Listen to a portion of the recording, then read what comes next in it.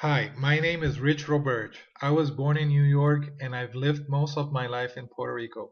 I'm a guitarist and multi-instrumentalist. I began composing a few years ago and I'm new to home recording studios. For my first week assignment, I chose the recording signal flow for my setup. So I'm going to try and present this short lesson on that subject. Let me begin by saying that my gear is an Ibanez acoustic electric ukulele, a Mogami 1/4 inch instrument cable, an M-Audio M-Track Plus USB audio interface, a USB-A to USB-B cable, a Dell laptop computer loaded with my DAW, and a set of M-Audio Q40 headphones. In a recording scenario, every signal begins with sound. My sound source is an acoustic electric ukulele. It all begins when the strings are played. This ukulele has an input transducer under the bridge. This is also known as an undersaddle pickup.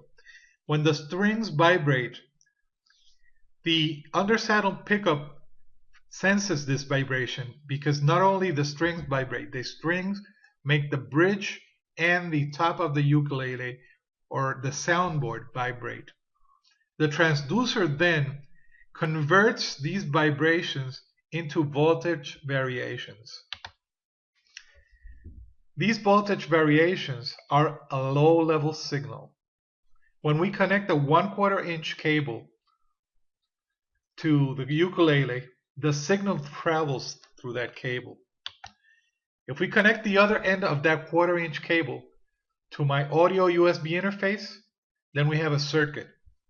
Once the USB audio interface receives that signal, it can then do its thing. My audio interface has 2 channels. There's a guitar line input in each of these channels so that the ukulele could be connected to any of these inputs. Each of these has their own gain control, which we would be using to set up input level and make sure that we don't overdrive the gain for our recording.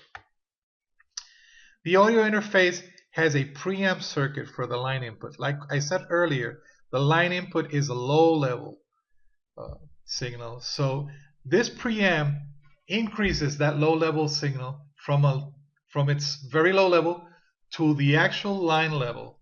In other words, to a much higher signal. Once this increase is done, this signal goes through the interface's analog to digital converter. This circuit converts the signal to a binary information.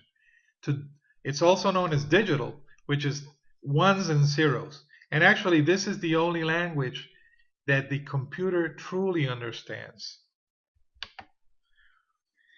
The audio interface is connected to the laptop through a USB to USB-A cable. The laptop has the digital audio workstation that I use. My DAW is Reaper from Kakos. One thing that we have to do within the DAW is configure it so that it recognizes that the I/O is coming from the USB audio interface, so that input channels are set there and output channels, if I choose to do it that way, as well. We also need to configure, obviously, the track so that if we're recording one or more tracks, we need to set them up as an audio track. The signal flows from the DAW back out through the laptop and into the USB interface through the same USB cable that the signal source came in. My audio interface has a headphone output, so we can use that to monitor the DAW output. There's also a headphone level control. The connection between the audio interface and the headphones is done via a TRS cable. In this case, this cable is used as a stereo cable unbalanced. We also learned in the lectures that this type of cable could also be used as a mono channel cable, balanced. But obviously, to benefit for the stereo monitoring, we'll be using it here in plain stereo, unbalanced. That is my complete setup and signal flow. And I want to thank you for watching this presentation and let you know that constructive criticism, feedback, suggestions, and comments are most welcome. I'd really like to hear what you thought. Best regards and good luck with the course.